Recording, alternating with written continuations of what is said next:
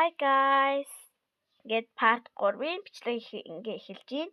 За одоо энэ дээр болохоор ингийн шиг байна нэг Америк юм.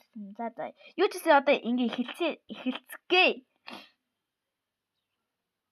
За цаа нэг ийм амархан. Гэт нэг оролдогоор яа зүгээр нэгээр би ялчлаа. Тэгэд эхлээд энэ тодыг нь тавиад дараа нь цагаан нэг нь тавиад дараа нь дунд зэргийг тавих нь минийх нөгөө дэлгэцэн саарл болоод тэгээд яаж анзлахыг мэдэхгүй зүгээр нэг ингээд миний утсан дээр одоо яг ингэж харагдаад байгаа байхгүй юу? Хаар тэгээд саарлыг нөгөөдөг нь болохоор цагаан гэж харагдаад байгаа.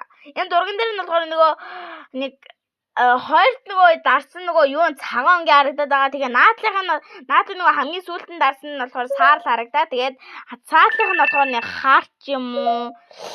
За мэдгүй харагдаад байна. За лайк, subscribe дараарай. Part 2-ыг хэлснээр YouTube-ийнхаа нэрийг